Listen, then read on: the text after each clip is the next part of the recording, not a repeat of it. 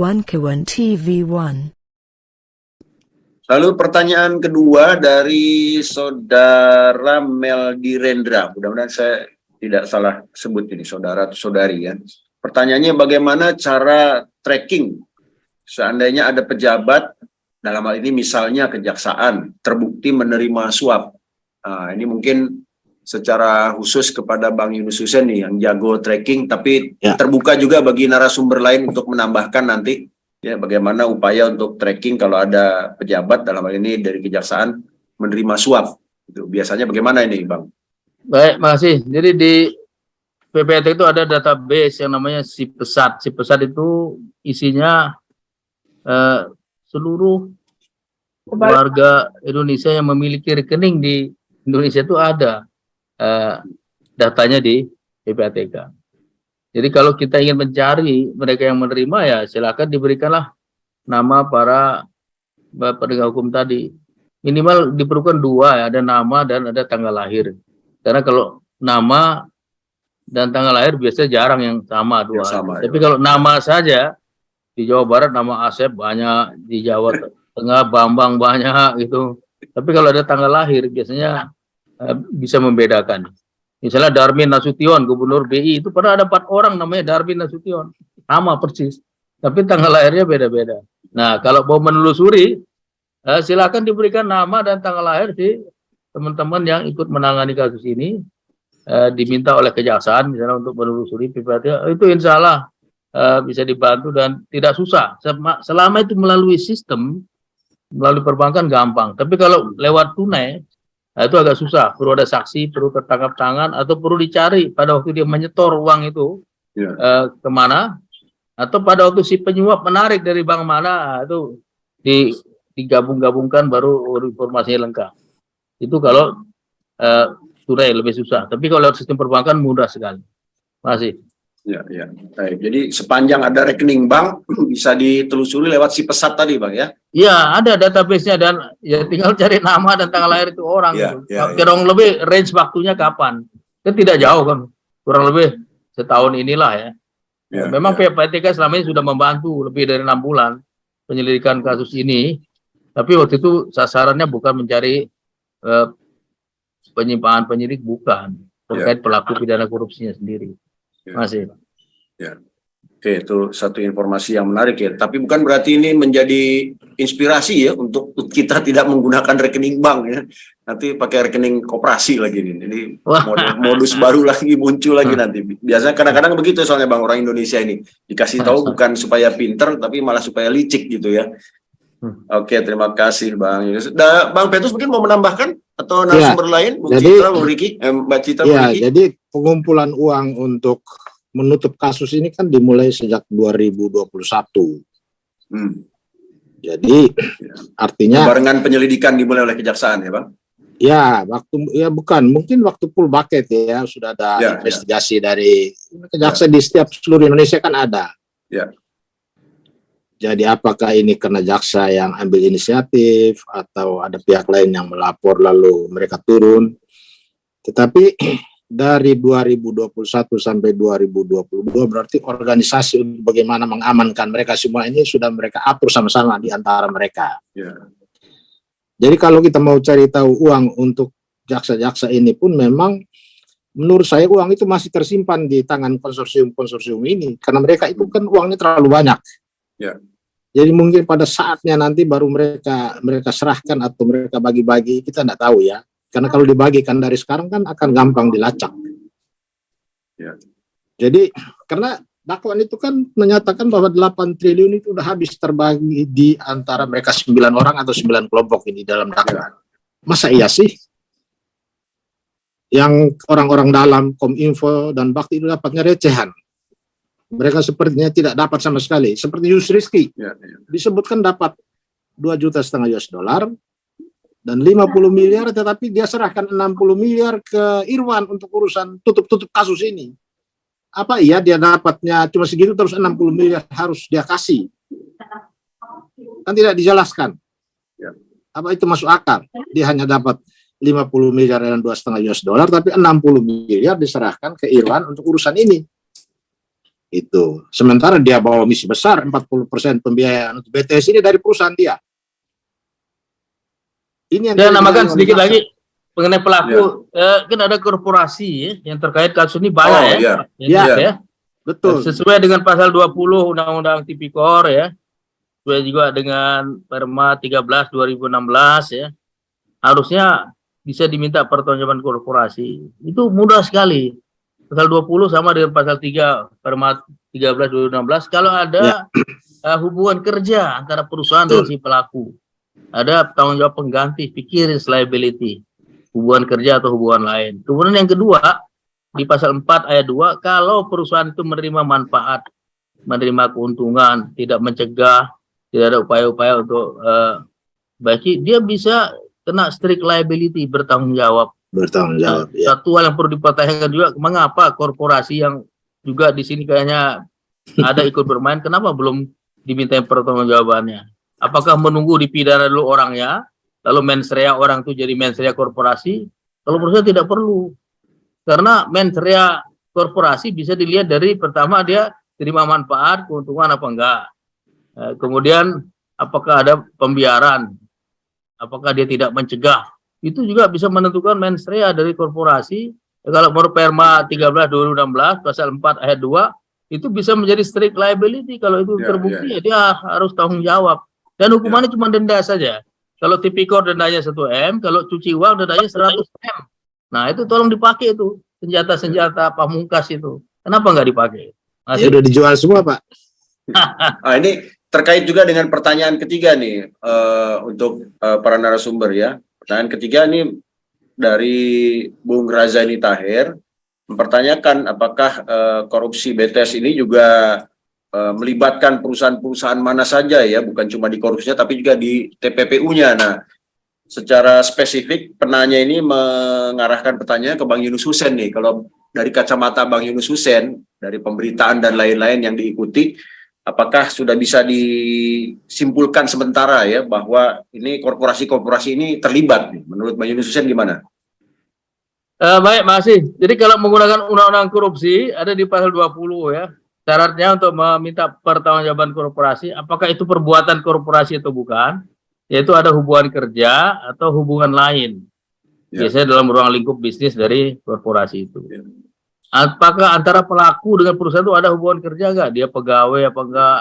Dia direksi atau dia disuruh, ada delegasi, ada perintah. Sebenarnya tidak terlalu susah. Ya, kelihatannya udah masuk jadi Bang ya. Iya. Ini vicarious liability mudah kalau menurut saya. Karena Undang-Undang Tipikor, Perma 13 2016 menggunakan konsep vicarious liability. Itu untuk menentukan apakah perbuatannya bisa diminta pertanggungjawaban pidana, perbuatan korporasi itu bukan. Yang kedua, untuk menentukan mens rea diatur di pasal 4 dari Perma itu ya. Kita pakai Perma dulu karena KUHP kan masih belum on ini. Walaupun hampir sama juga. Jadi kalau dia menerima manfaat, keuntungan, terima duit seperti kasus Nindya Karya misalnya. Terima uang dari kasus korupsi di Aceh, ya dia jadi tersangka TPPU. Nah, kalau menerima manfaat, keuntungan atau tidak mencegah, membiarkan, pasal 4 ayat 2 bilang bisa jadi strict liability. Disitulah mens rea-nya bisa terbukti. Nah, kalau pasal 3 terbukti perbuatannya, pasal 4 mens rea-nya ya terpenuhi, bisa dipidana perusahaan itu. Nah, silakan dilakukan. Dan pedoman Jaksa Agung sudah ada juga di Perja 28 2014 ya. Namanya Pak Basrip terakhir itu mengindikasikan bagaimana kalau korporasi bisa dimintai pertanggungjawaban dan bagaimana pengurus individual bisa dimintai pertanggungjawaban. Semuanya udah lengkap itu. Bahkan ada surat edaran Jaksa Agung pula yang mengimplementasikan Perja 28 2014 itu. Ya, kalau menurut saya udah bisa masuk ke kriteria di Perja itu dan Perma 13 2016.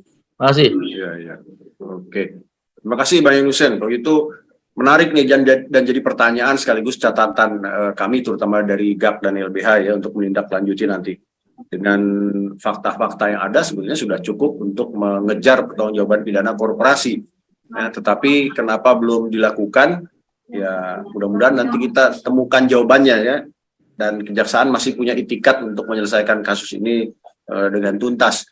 Jangan-jangan nanti ada klaster kedua mungkin begitu ya, yang akan jadi tersangka siapa-siapa gitu. Ini mungkin masih pelaku-pelaku utama ya. Walaupun kalau dibilang pelaku utama ini juga sudah bercampur nih klaster pertama ini. Selain pertanyaan di chat, kita juga melihat ada yang sudah raise hand, jadi kami akan kombinasi aja bergantian. Tadi sudah 3 dari chat, sekarang 3 penanya yang sudah raise hand. Saya mencatat urutan pertama Pak Robert Raja Gugup, kedua Bung Ibong Saruzah, dan yang ketiga ini siapa nih? Cuma tertulis AY nih. Mudah-mudahan nanti memberi identitas yang lebih jelas. Saya persilakan yang pertama Pak Robert Raja Gugup untuk menyampaikan langsung pertanyaannya. Silakan. Oke, selamat siang Pak Ganjar. Selamat siang, Pak. Saya kenalkan dulu, saya Robert Panghutan Raja Gugup, dosen Fakultas Hukum Universitas Presiden. Saya nggak bertanya, hanya ngasih komen atau respon dari narasumber. Pertama, Pak Hussein mengenai korupsi. Kemudian Bu Citra mengenai oligarki. Kemudian ketiga tadi atau keempat narasumber mengatakan mengenai penegakan hukum. Jadi saya ketepatan ya ngajar di mahasiswa ke mahasiswa, dan mereka ini adalah calon-calon nanti di Indonesia Golden 2045, 100 tahun kemerdekaan kita. Selalu mereka bertanya, apakah bisa nggak kita mencapai ke Indonesia Golden tersebut? Saya menyampaikan ada 3 tadi yang disebutkan.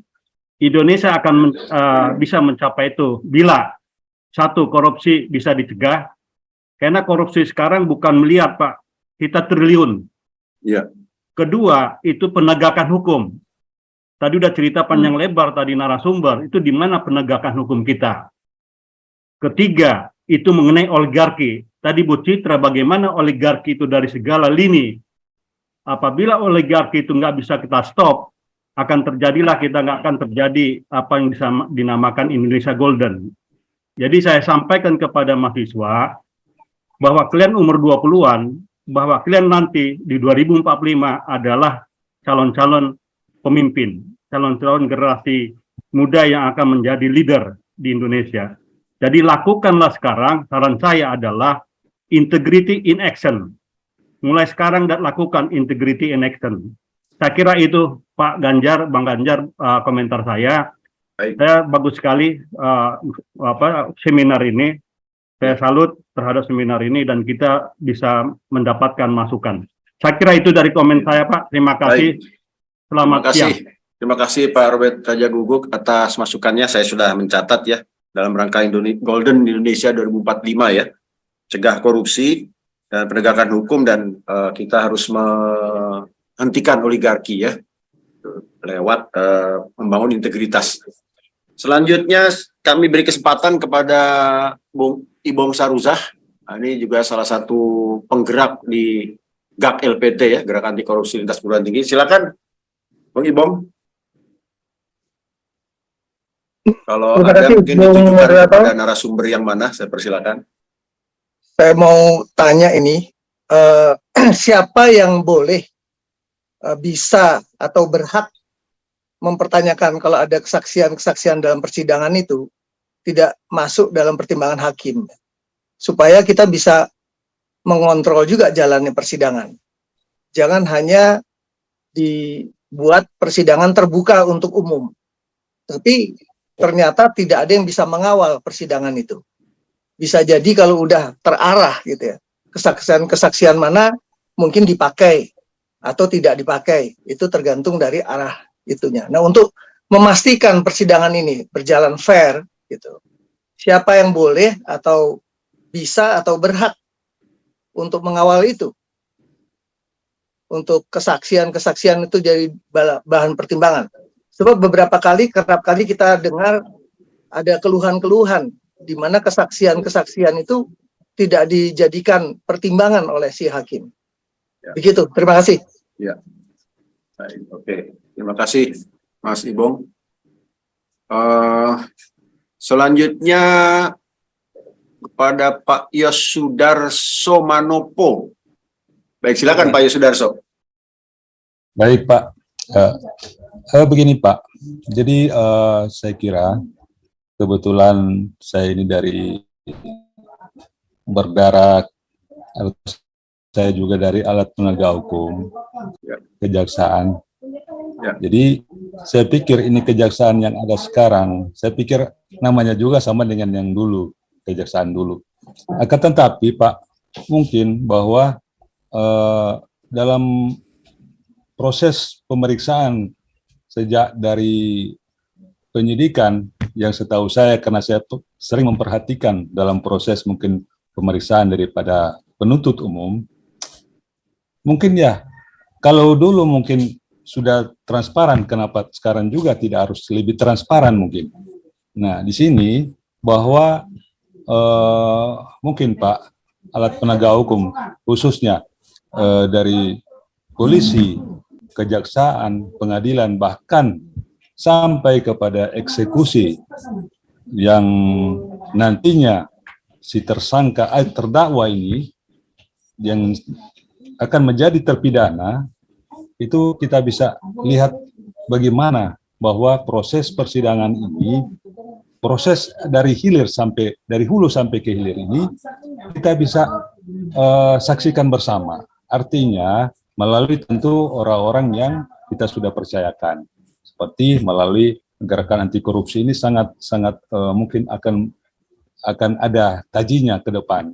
Ini mungkin yang perlu menjadi pekerjaan daripada gerakan anti korupsi. Kebetulan saya sudah bergabung, dan memang Pak, dan saya juga mengampu mata kuliah pendidikan anti korupsi. Nah, itu yang pertama Pak. Yang kedua Pak, di dalam proses pembuktian di proses persidangan itu saya kira bahwa dengan perkembangan undang-undang tidak pidana korupsi yang dimana bahwa sekarang ada pembuktian secara terbalik, pembuktian terbalik. Nah, ini merupakan perkembangan terakhir ini dari undang-undang tindak pidana korupsi.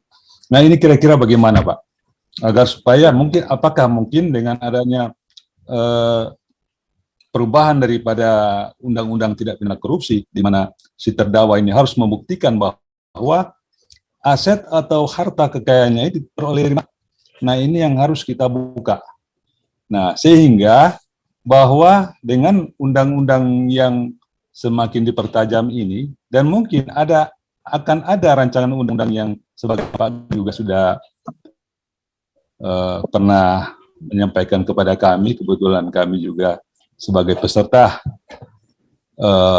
seminar yang dilakukan oleh Pak Ganjar. Ya mungkin ini Pak, mungkin apakah ini bisa dijelaskan lagi? Ini barangkali. Terima kasih Pak. Baik. Terima kasih Pak Yos Sudarso.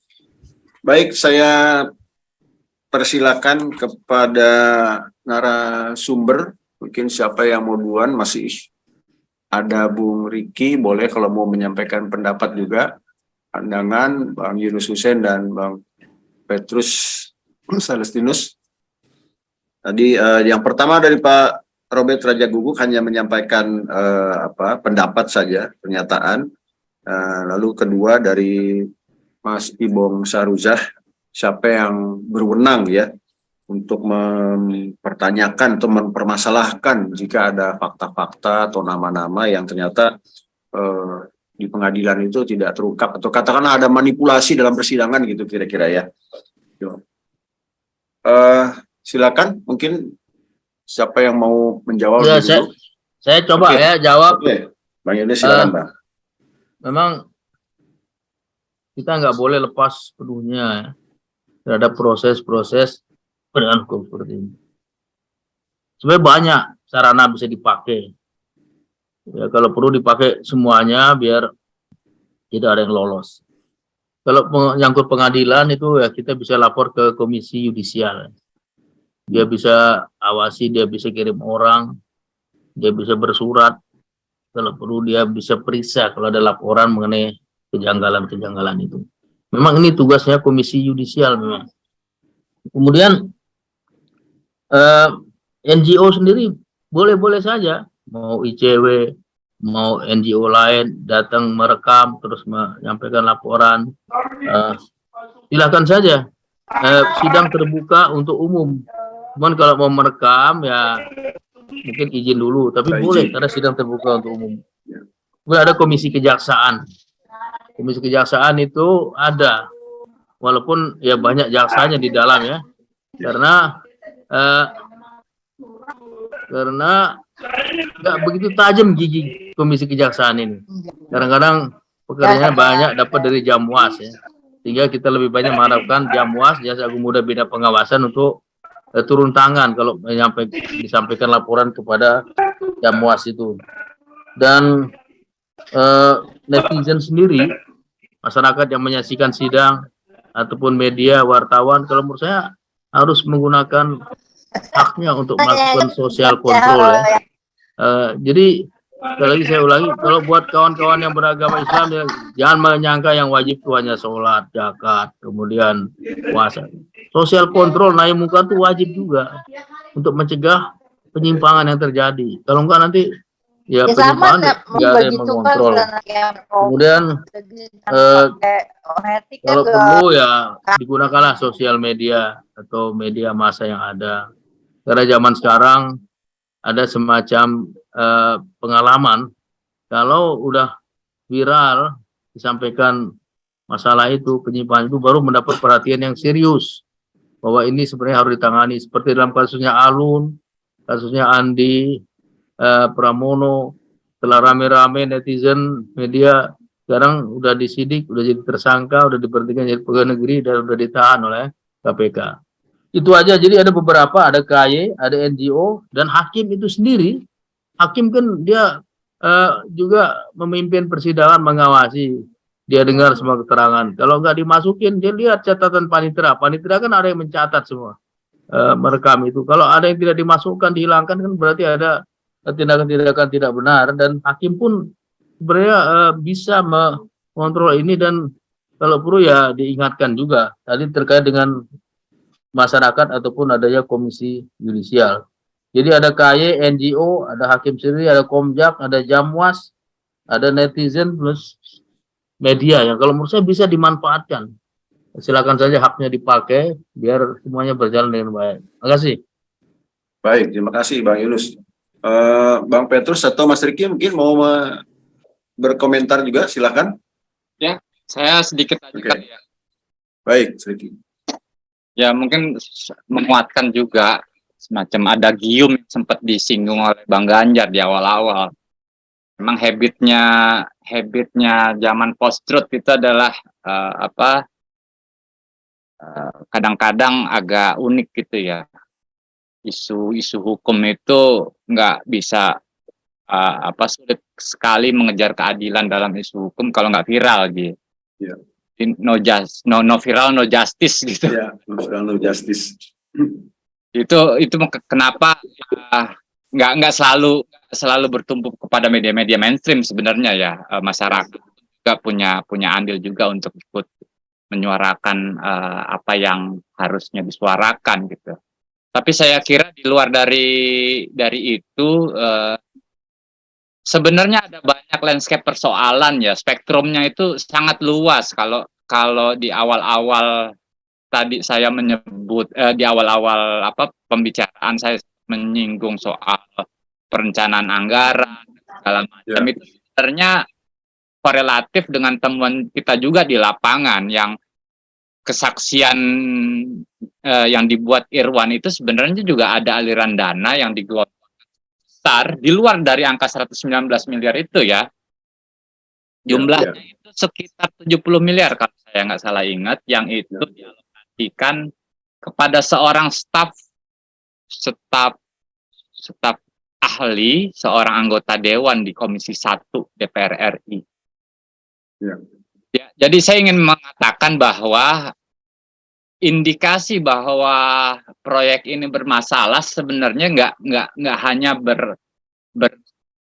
bermula dari eksekusi program, melainkan sudah didesain sejak awal, sejak perencanaan ya. Jadi kita tahu bahwa setiap kali penggunaan anggaran di kementerian dan lembaga itu kan harus mendapatkan persetujuan lewat DPR ya. Dalam hal ini Bakti ya, kalau Bakti ini semacam badan layanan umum yang menghimpun dana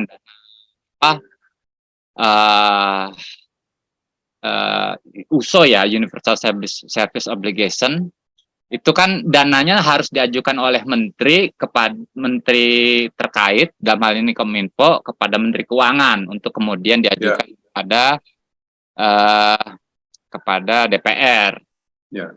Kemampuan jadi milik bakti memang nggak seberapa untuk menjawab kebutuhan pemerataan akses menara pemancar. Gitu. Kenapa kemudian diperlukan dukungan politik, ya, dukungan anggaran dari DPR dan Menteri Keuangan. Ya. Nah, kalau keputusan itu tidak diamankan, itu boleh jadi proyek ini juga nggak akan terus gitu. Ya, nah, ya. Saya juga belum mendapatkan cerita nih informasi yang kita dapat. Perantara yang perantara orang yang dijadikan perantara untuk penyaluran uang itu hingga saat ini masih buron lah, mungkin saya khawatir ini kayak kasusnya Harun Masiku ini hilang nggak berjejak gitu. Ya. Fantastis, nggak kecil jumlahnya. Yang di Senayan aja ada 70 miliar, tetangganya Senayan itu yang di depan konon 50 miliar gitu. Iya. Kalau boleh dibilang jalan di pengadilan sekarang ini sih ya baru sebagian aja. Bahkan kalau melihat skala proyek yang angkanya sampai triliunan ya nggak seberapa sebenarnya gitu. Kita tahu kalau ini di sini juga banyak teman-teman, kalau ada teman-teman wartawan, penyidik, kejaksaan atau apapun yang ikut dalam sesi obrolan kita sore ini, saya kira perlu juga dong coba siapa aja sih perusahaan-perusahaan yang menanggung keuntungan terbesar dari proyek ini gitu. Jangan berhenti di layar depan. Jadi coba dilacak kepemilikan perusahaan itu dari siapa ya? Pemegang saham pengendalinya, diurut ke belakang siapa aja itu. Sejauh ini saya dan teman-teman tuh punya kecurigaan sebenarnya ini banyak mengalir ke satu perusahaan besar sebenarnya. Satu perusahaan besar yang kemudian sempat memantik kecurigaan jangan-jangan ini barang ijonan 2019 gitu loh. Muaranya ke situ Mas Riki ya, ke satu perusahaan besar itu ya. Dilacak gitu ya. Ya. Jadi kalau hanya berbicara soal itu, kadang-kadang kita terpaku sama persoalan permukaan kulitnya aja gitu. Benar petunjuknya itu konon juga sempat dikit-dikit oleh Mas Boyamin ya kalau nggak salah, sempat mengajukan gugatan Pengadilan Jakarta Selatan yang mempertanyakan kenapa ada orang tertentu yang sampai saat ini belum ditetapkan sebagai tersangka gitu ya. Yang konon ini merupakan representasi dari perpanjangan tangan korporasi besar itu gitu. Jadi kalau ngomong soal beneficial owner-nya itu sebenarnya bisa dilacak dengan mudah kalau kejaksaan punya keseriusan dan kemauan gitu. Masalahnya kan politik hukumnya ini memang sudah mengarah sana atau belum gitu. Kalau hanya sebatas buat sekedar rame-rame doang gitu kan. Nyolek seorang kader partai selevel sekjen gitu kan. Makanya kecurigaan orang di luar motif politisnya itu kuat banget ketimbang isu hukumnya. Bahwa memang ada isu hukum iya gitu lah. Itu aja kali, terima kasih. Baik, terima kasih Mas Riki. Ini satu pemantik yang menarik lagi nih untuk kita kembangkan ya, dan menjadi satu tantangan juga untuk kami di GAP dan LBH ya untuk menindaklanjuti. Bang Petrus mungkin mau menambahkan, Bang Petrus Latinus silakan Bang. Ya, jadi seperti yang ditanyakan tadi, kira-kira siapa yang bisa kontrol ini jalannya peradilan? Ya. Memang kita tidak bisa berharap banyak dari tim penasihat hukum yang sekarang mendampingi para terdakwa, apalagi jaksa sebagai penuntut umum dalam perkara ini justru menjadi bagian dari persoalan pokok memperlemah temuan hasil penyidikan yang menurut informasi yang muncul sekarang ada kesaksian yang dihilangkan, Sehingga di dalam proses itu sendiri kita tidak bisa berharap bahwa kasus ini akan terungkap secara lengkap. Ya, bisa saja hanya 8 orang ini aja yang masuk. Jadi yang disarankan oleh Pak Yunus Hussein tadi, yaitu ya dari kita masyarakat ini, NGO, GAK, saya dalam hal ini, seperti sebelumnya saya pernah usulkan, cara kita kontrol jalannya peradilan ini kita harus sedikit nakal. Nakal itu apa? Ya masyarakat juga bisa membuat eksepsi versi masyarakat berdasarkan surat dakwaan yang kita punyai dan hasil investigasi majalah Tempo. Jadi kita kuliti habis, kita rumuskan dalam suatu bentuk eksepsi atau nota keberatan terhadap surat dakwaan. Kita masuk di sidang, kita minta izin hakim, kami sebagai masyarakat, sebagai pengunjung sidang, kami punya hak dan kewajiban menurut undang-undang untuk kontrol jalannya peradilan, kami punya eksepsi, tolong ini diterima, dipertimbangkan atau tidak soal nanti. Tetapi dengan manuver ini, kita sudah dapat panggung dari media. Media akan lebih menyoroti langkah GAK ini dalam menerobos masuk, minta izin di dalam persidangan, menyampaikan nota keberatan untuk mengimbangi, memperkecil permainan di dalam persidangan. Dan kesempatan itu masih ada, karena ada tidak 3 atau 4 terdakwa yang baru kemarin dibacakan surat dakwaannya. Kalau sidang Selasa besok, masih ada kesempatan kita buat yang singkat-singkat aja, tetapi itu manuver dari masyarakat mengontrol jalannya persidangan, supaya jangan sampai sudah hasil penyidikan itu sudah dikerdilkan oleh jaksa penuntut umum sendiri, kemudian penasihat hukum juga datar-datar saja, maka ya tidak ada gunanya dari proses hukum ini, tidak ada manfaat yang bisa diambil oleh masyarakat. Jadi masyarakat harus mengambil ekstra satu manuver khusus bagaimana mengatur jalannya kontrol terhadap proses ini. Komisi Yudisial juga ya kita tidak bisa, karena selama ini ya begitu-begitu aja. Semua komisi negara pasti tidak bisa kita harapkan. Karena kita ini bukan lawan jaksa atau lawan hakim, lawan oligarki yang ada di belakang kasus ini. Jadi kekuatan media menjadi senjata utama kita. Yang penting kita menampilkan sebuah manuver yang betul-betul menarik dan bisa kita pertanggungjawabkan. Kita punya surat dakwaan, kita punya hasil investigasi majalah Tempo, ya kita punya dasar kuat untuk bicara. Begitu, Pak. Oke, baik, terima kasih Bang Petrus Celestinus. Masih ada beberapa pertanyaan yang akan kita coba angkat, ya. Tapi satu hal yang menarik ya, ini dari penyidikan sudah mulai ada kekhawatiran, dan satu lagi jadi tantangan kita juga ini, tadi disinggung juga oleh Bang Yunus dan Bang Petrus Celestinus, termasuk juga Bung Riki ya, bagaimana memastikan supaya hakim dalam hal ini bisa lebih objektif ya menilai segala sesuatunya, walaupun hakim ini kan juga bergantung pada berkas yang disodorkan oleh penuntut umum ya. Kalau berkasnya aja udah banyak penghapusnya, banyak tip X-nya, kita khawatir hakim kesulitan mengungkap apa yang ada di balik berkas, sehingga kita ya, cuma tapi bisa begini Pak, seperti kemarin hakim sudah mengintimidasi Johnny Plate.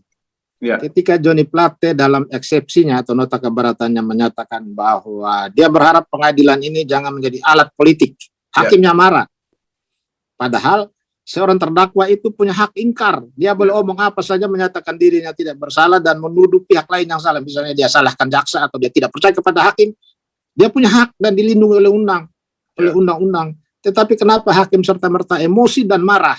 Ini juga pertanda bahwa ada sesuatu. Tidak hanya di kejaksaan, tapi pengadilan pun sudah kena pengaruh. Sudah terindikasi, Bang ya? Sudah terindikasi. Ya. Oke. Ya, jadi sebetulnya tadi yang penasihat hukum terdakwa pun diam saja. Ya, tadi yang saya mau sampaikan sebetulnya gini, Bang. Menurut saya apakah kan kita sebetulnya bisa berharap pada hakim ya, walaupun ternyata hakim sudah terindikasi. Maka kita bisa menyemangati juga supaya para terdakwa dalam ini dan juga mungkin para saksi untuk berani mengungkap harus ya, karena berani, kalau diungkap di pengadilan lalu hakim mencoba membatasi dan lain-lain, kan ini juga jadi satu fakta yang bisa kita angkat bahwa jangan-jangan proses pengadilan ini betul-betul hanya formalitas. Dan sebagaimana yang sering saya singgung ya, Jangan sampai pengadilan kita ini cuma menjadi tempat mencari keadilan, tetapi bukan tempat untuk menemukan keadilan. Ya. Gitu. Jadi kita cuma nyari-nyari aja tanpa pernah menemukan di situ. Gitu. Baik, saya akan pilih lagi 2 pertanyaan dari chat, dan ini sebetulnya ada banyak, tapi saya mencoba memilih. Ada pertanyaan dari dari saudara Nur Kholis. Kasus gurita seperti ini lebih khusus ada informasi adanya uang 243 miliar untuk menutup perkara. Seharusnya DPR bisa menggelar pansus. Apakah mungkin? Lalu mengingat kasus 300 triliun saja skandal pajak, kita tidak tahu bagaimana kelanjutannya. Pansus kalaupun ada hanya sekedar pemanis didengar pendapat. Nah, ini minta pandangan para narasumber nih. Mungkin saya coba mulai menjawab ya. Oke, Bang Yus, silakan. Mengenai pansus, Ya. 349T, 300 laporan PPATK itu sedang berjalan ya. Ya. Jadi ada yang ditangani oleh keuangan ya, penyidik bea cukai, pajak dan irjen, kita udah jumpa semua. Ya. Kita minta pemeriksaannya penyidik tetap menindaklanjuti.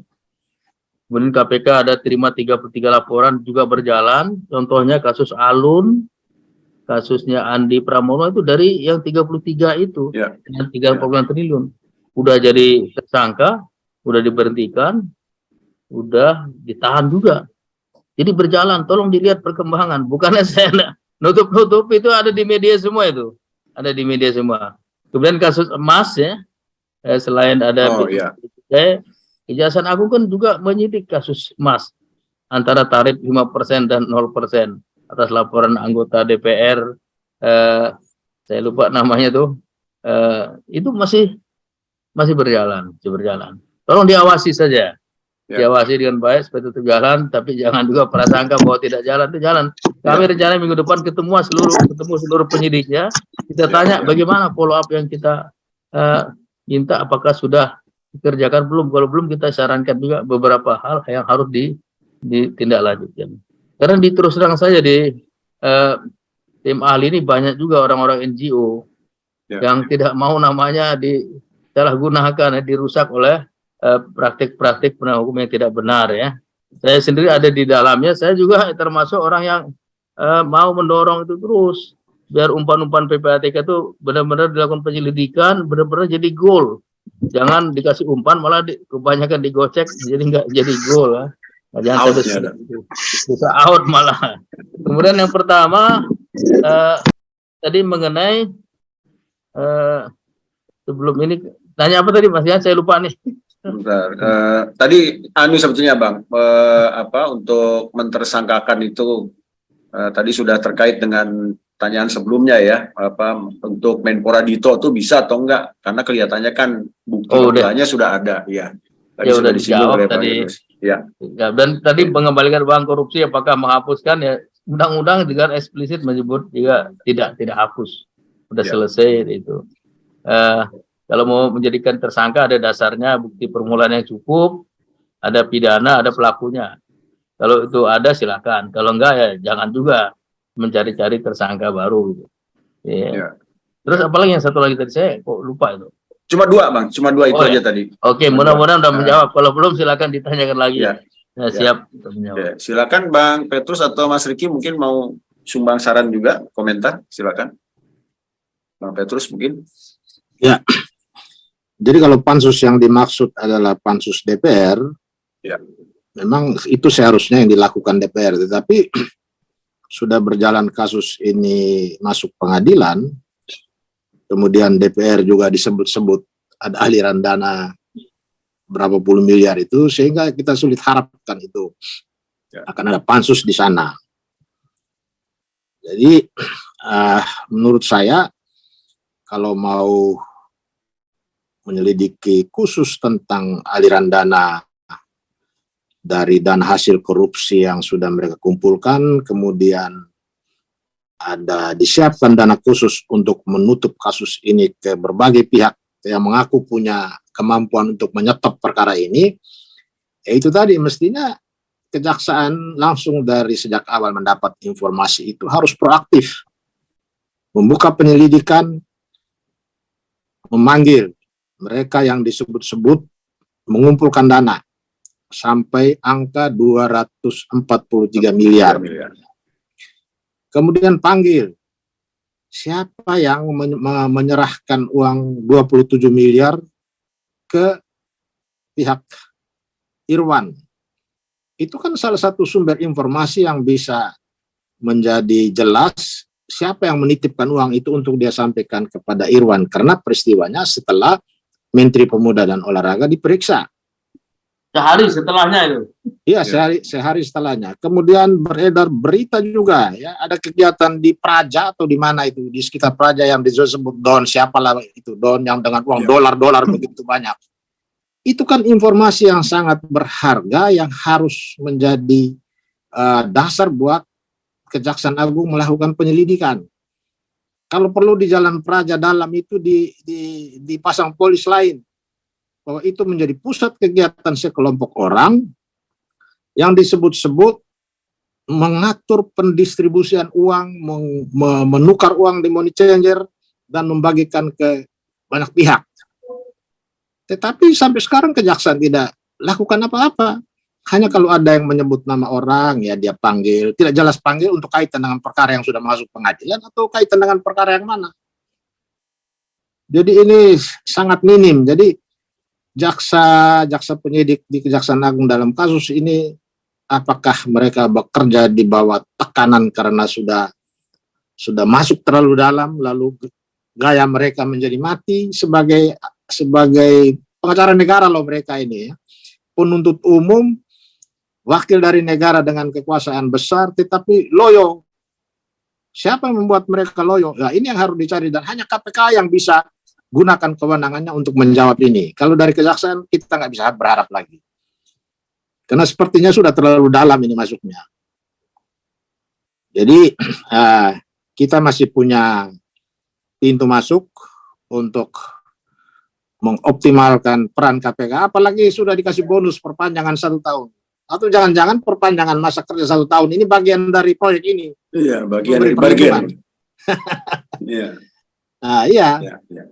Jadi ya GAK ini kan posisinya netral, jadi untuk masuk ke KPK sangat mungkin diterima untuk dorong supaya Kejaksaan Agung masuk, mengambil alih, dia punya wewenang. Undang-undang mengatur apabila dalam supervisi ada permainan begini, ambil alih khusus mengenai upaya merintangi, menghalangi, dan menggagalkan penyidikan kasus ini. Pasal 21 itu harus diterapkan oleh kejaksaan. Saya kira begitu. Ya, baik. Terima kasih, Bang Petrus. Ya, baik, saya ulangi. Jadi pertanyaannya dari saudara AY ini, kalau saya tidak salah, Ahmad Yani, ya, bagaimana upaya bisa dilakukan untuk mencegah berulangnya kasus seperti BTS ini, atau untuk menurunkan angka kejahatan korupsi. Nah, ini silakan kepada para narasumber. Yang mau duluan silakan. Ya, saya coba-coba jawab duluan ya. Baik. Gimana supaya mencegah ini tidak terulang lagi? Atau kita coba jawab dengan membalikkan pertanyaan, kenapa korupsi masih banyak sekali dan berulang-ulang kali terjadi berkali-kali? Saya melihat terus terang saja penyelenggara negara, PNS, dan umumnya orang Indonesia tidak bisa membedakan antara mana haknya dan hak negara. Mana yang halal, mana yang haram, mana yang illegal dan legal. Jadi sering tercampur. Misalnya hari libur rekreasi pakai mobil plat merah. Saya sering menemukan di objek-objek wisata. Ya. Itu kok ditanggung negara, mobilnya, bensinnya, dan lain-lainnya.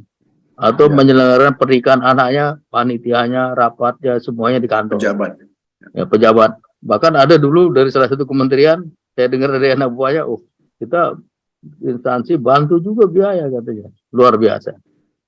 Nah, pertama sebabnya tidak bisa membedakan halal dan haram. Kedua, nah ini mohon maaf, contoh dari atas itu kurang bagus. Ya.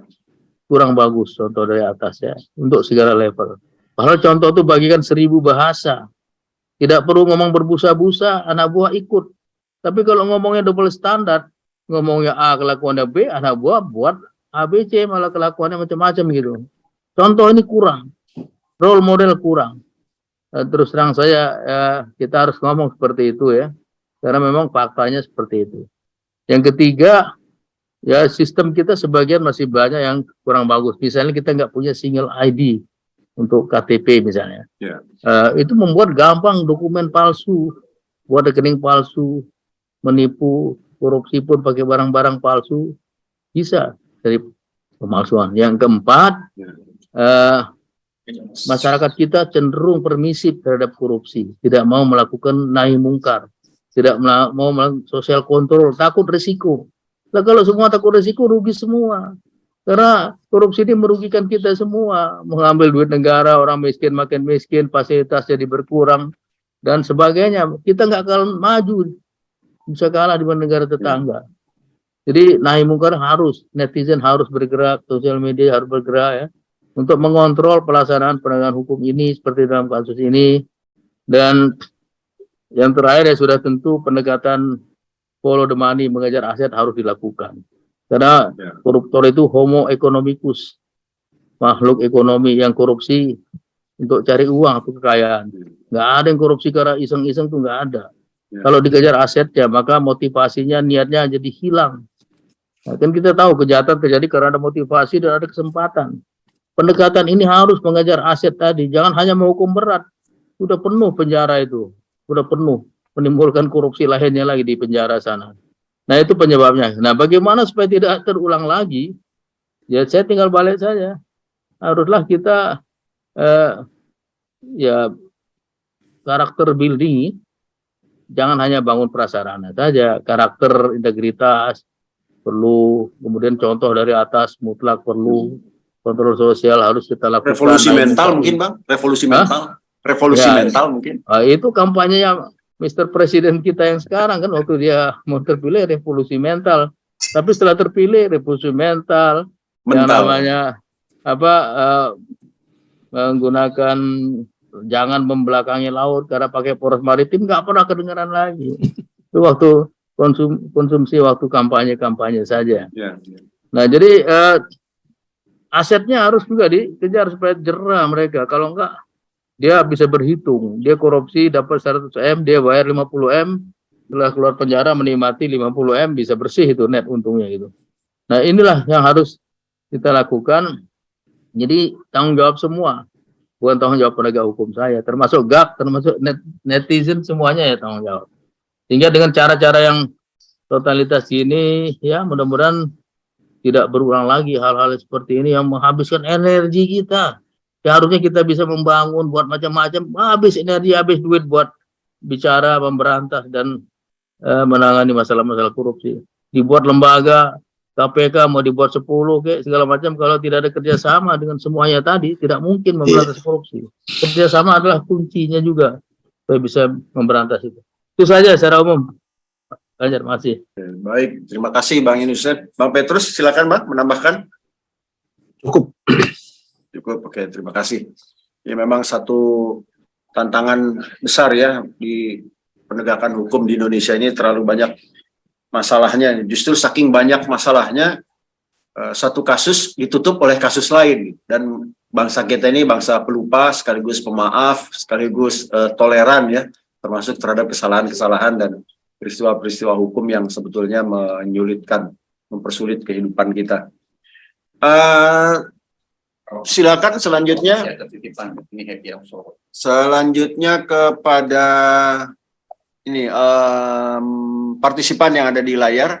Ini Ruas Go. Saya persilakan yang dari Gorontalo tadi. Silakan. Assalamualaikum Pak Ganjar.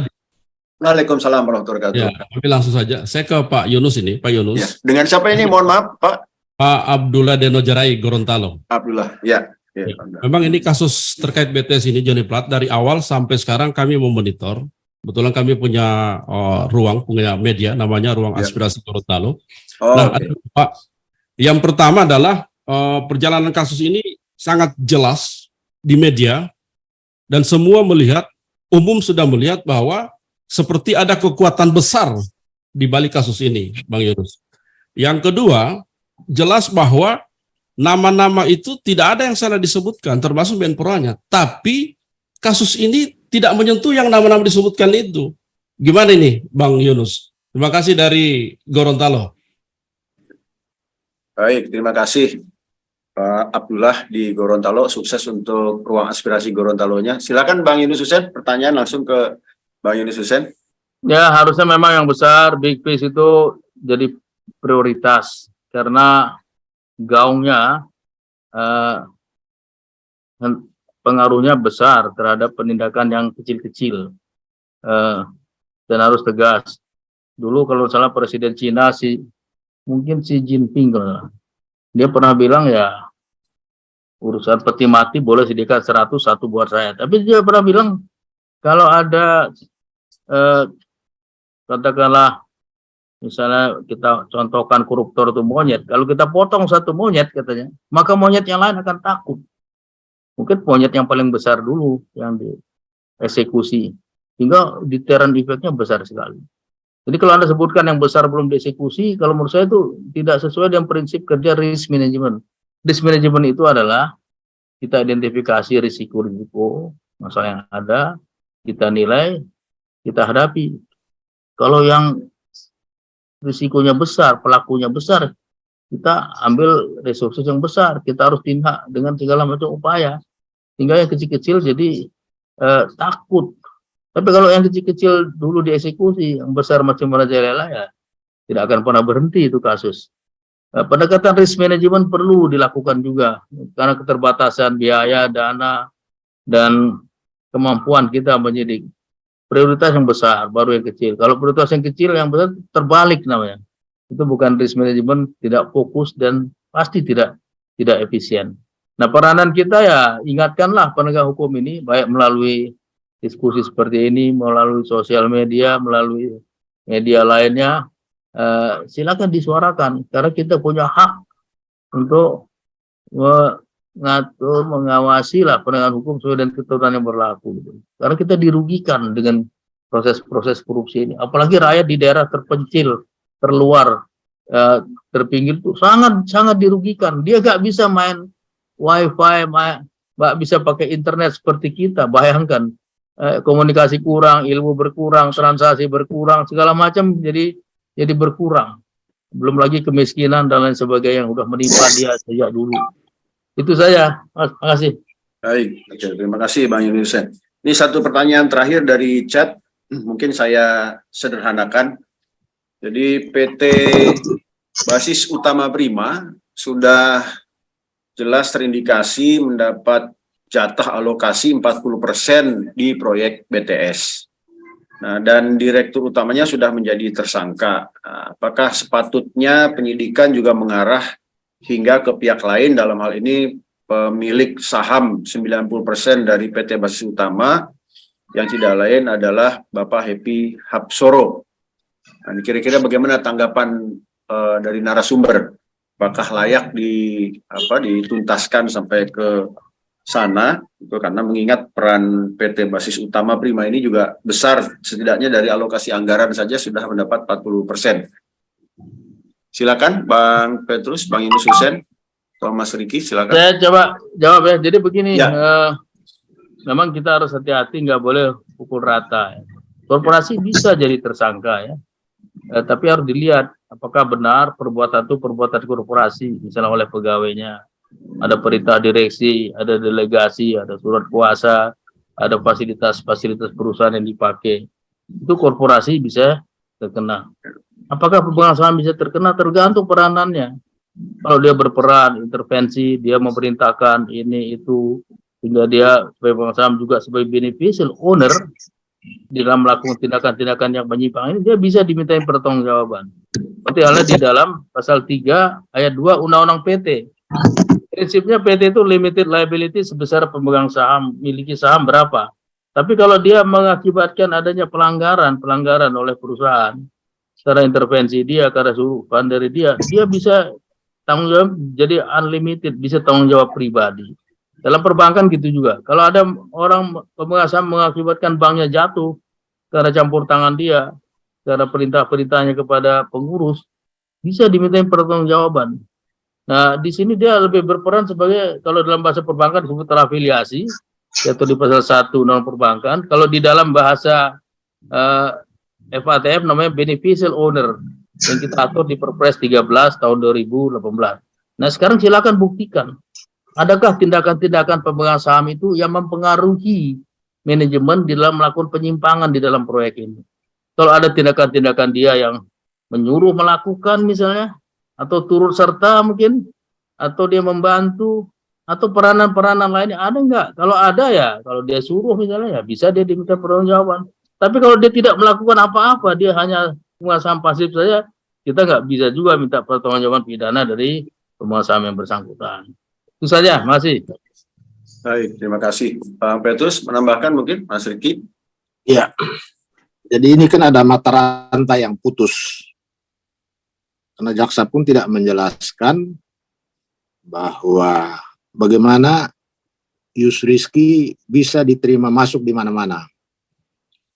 Dia bisa leluasa menggarap 3 kelompok perusahaan konsorsium untuk paket 1, 2, paket 3, dan paket 4, 5. Kemudian dia juga bisa dengan mudah mengakses untuk bisa bertemu dengan Menteri Kominfo.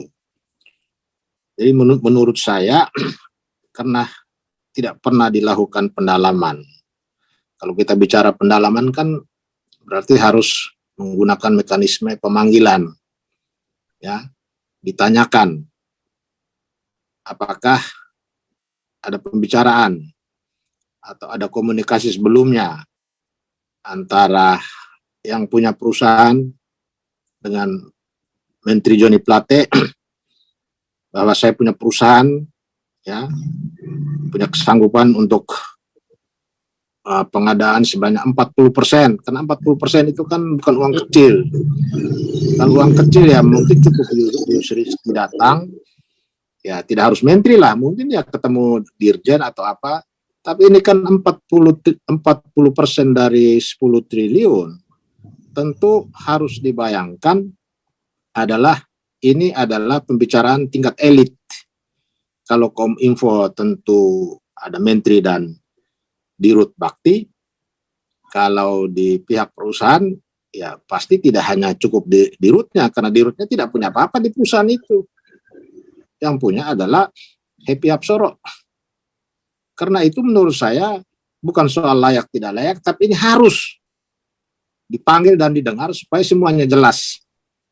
Kalau tidak dipanggil kan akan jadi bulan-bulanan seperti ini, diomongin terus setiap hari. Apalagi disebut-sebut ada ke DPR. Kalau DPR kan berarti ada jalur politik yang juga bermain. Ada jalur pengusaha papan atas, ada jalur politik, dan ini ada di dalam pusaran 10 triliun ini yang dengan mudah hanya cukup ada pembicaraan di lapangan golf dan pembicaraan 2-3 kali di hotel, hanya segelintir orang, uang triliunan lenyap. Ini yang kita sesalkan dari model penyidikan yang sekarang disuguhkan oleh jaksa di dalam surat dakwaannya itu. Banyak hal mereka penggal, mereka hanya masuk di bagian hilirnya, tapi bagian hulunya tidak disentuh. Tidak ditanyakan apakah triliunan yang masih terbagi di 3 perusahaan konsorsium itu, apakah ada titipan untuk jatah orang-orang itu masih ada di situ. Tidak dilakukan pendalaman. Jadi kita pertanyakan kredibilitas jaksa-jaksa penyidik ini dan bahkan jaksa agungnya sendiri.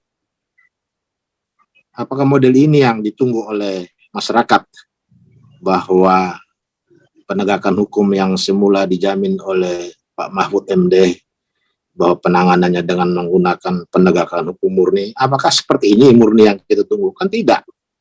Kalau mau murni, siapapun terlibat, mekanisme hukumlah yang harus menjawab. Dan ini tidak pernah terjadi. Yang terjadi adalah perkara ini terburu-buru ajukan sekian orang dengan dakwaan yang tidak menggambarkan apa-apa di sini. Itu saja, Pak. Baik. Terima kasih Bang Petrus. Mas Riki mungkin terakhir silakan memberi komentar. Terima kasih. Saja tambahan mungkin ya. Yang apa concern yang menjadi hambatan seputar penuntasan perkara ini sebenarnya menurut saya kuncinya tuh ada di pengakuan Pak Joni Plate ya. Kalau dia mau terbuka ya siapa saja pihak yang mengintervensi pelaksanaan proyek saya kira akan semua terbuka secara terang benderang gitu ya. Terang benderang sangat jelas bagaimana kemudian rekayasa perencanaan skenario untuk menggarap dan berbagi benefit di balik pelaksanaan ini gitu. Nah, apakah ini kemudian bisa terjadi itu juga saya kira tergantung dari persoalan aspek politik. Ya, lagi-lagi saya harus berbicara masalah politik karena diakui atau tidak, disadari atau tidak, di situ memang sangat kental dengan nuansa politiknya gitu ya. Jika kasus ini bergulir di Gedung Bundar, saya sangat yakin elit penguasa ya eksekutif itu sangat paham siapa saja orang-orang yang akan dihadapi gitu. Jadi saya dan teman-teman itu punya pembacaan ya. Isu ini kan rame ya. Rame dan jadi pemantik pembicaraan secara luas. Tidak lama setelah PDIP memberikan dukungan dan komitmen pencalonan terhadap Ganjar. Nah, konon memang kontrak di balik dukungan itu membuat sejumlah elit penguasa eksekutif itu merasa nggak nyaman. Ya. Kontrak yang mengikat dukungan itu merasa nggak nyaman dan kemudian isu ini berhembus dan dipahami sebagai alat sandera untuk meningkatkan bergen itulah kurang lebih. Ya. Saya kira ini tergantung masalah komitmen penguasa aja sih. Serius nggak sih ini masalah mau diselesaikan secara hukum atau jangan-jangan ini hanya gorengan politik aja gitu. Itu aja, terima kasih. Baik, terima kasih Mas Riki. Saudara sekalian, kita sudah berdiskusi, bertukar pikiran. Saya yakin kita semua menangkap banyak pesan, ya, menangkap banyak informasi yang bukan cuma bernilai bagi kita, tetapi juga bernilai bagi penegakan hukum ya untuk dikembangkan dan dituntaskan. Saya mencatat beberapa poin dari diskusi kita hari ini. Ya, setidaknya ada 9 poin. Pertama, kita berharap bahwa kasus BTS ini harus dituntaskan. Ya. Kedua, ada beberapa ukuran tuntasnya kasus ini, antara lain, 1, meminta pertanggungjawaban pidana setiap orang yang terlibat. Kedua, mengungkap peran setiap orang sesuai dengan fakta. Ketiga, upaya pengembalian kerugian negara yang semaksimal mungkin, termasuk melalui upaya-upaya penegakan hukum, baik itu tindak pidana korupsi maupun pencucian uang. Ketiga, kita arahkan kepada jaksa penuntut umum bahwa harus sadar bahwa kasus ini disorot, ya, menjadi sorotan publik, dan ini mempertaruhkan bukan cuma nama institusi kejaksaan, tapi juga pesan penegakan hukum di negara hukum yang kita cintai. Jadi dalam hal ini kalau kejaksaan main-main, yang tercoreng bukan cuma oknumnya, bukan cuma institusinya, tapi juga kedudukan negara kita sebagai negara hukum yang mengedepankan hukum sebagai alat mencapai kesejahteraan. Keempat, hakim juga harus berani bersikap dan bebas dari kepentingan. Dan untuk itu kita berharap bahwa hakim bersikap profesional dan objektif, mau mendengarkan setiap keterangan dan berhati-hati dalam membuat satu kesimpulan yang mengarah pada putusan yang terpengaruh oleh keadaan-keadaan yang tidak diinginkan oleh hukum. Kelima, Terdakwa dan saksi juga harus berani secara jujur mengungkap semua fakta, ya, mendorong semua pihak untuk terlibat mengawasi penanganan kasus ini, khususnya di dalam persidangan. Keenam, publik tidak boleh diam, dan untuk itu publik harus secara proaktif, ya, memberi masukan, menanggapi, juga termasuk bereaksi terhadap setiap tahapan dari persidangan dan proses pengadilan. Ketujuh, khusus untuk gerakan anti korupsi lintas perguruan tinggi dan bersama LBH akan ikut mengawal kasus BTS ini hingga tuntas. Kedelapan, temuan dan hal-hal yang tidak logis akan terus diinventarisasi oleh GAK dan LBH untuk memastikan adanya satu fair trial, yaitu persidangan yang memang objektif dan independen, yang lepas dari pengaruh siapapun, termasuk dalam hal ini pihak-pihak yang diduga dilindungi. Kesembilan atau terakhir, menyangkut post factum, yaitu peristiwa yang terjadi setelah tindak pidana, yaitu adanya upaya menghambat penanganan perkara yang patut ditindaklanjuti, utamanya oleh institusi atau aparat penegak hukum lain selain kejaksaan. Mengingat penanganan oleh kejaksaan sudah memunculkan dugaan adanya upaya-upaya mengerdilkan atau melindungi pihak tertentu. Dalam hal ini, menindaklanjuti pengembalian uang ke KPK, sepatutnya KPK dapat berperan serta menangani perkara khususnya post factum dari kasus BTS ini. Itu mungkin beberapa poin yang bisa saya sampaikan.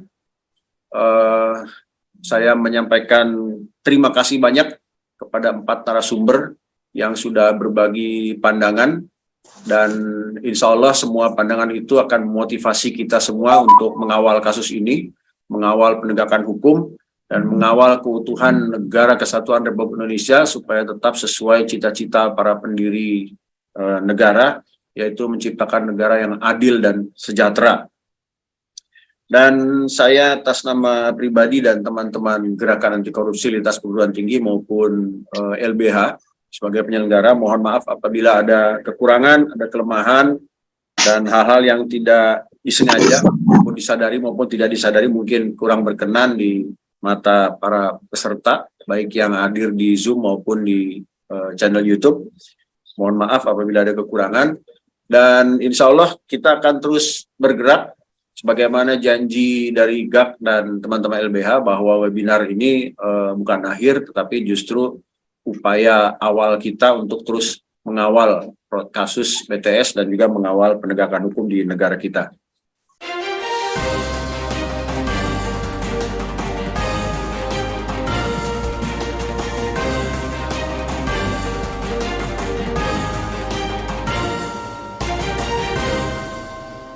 One Kawan TV 1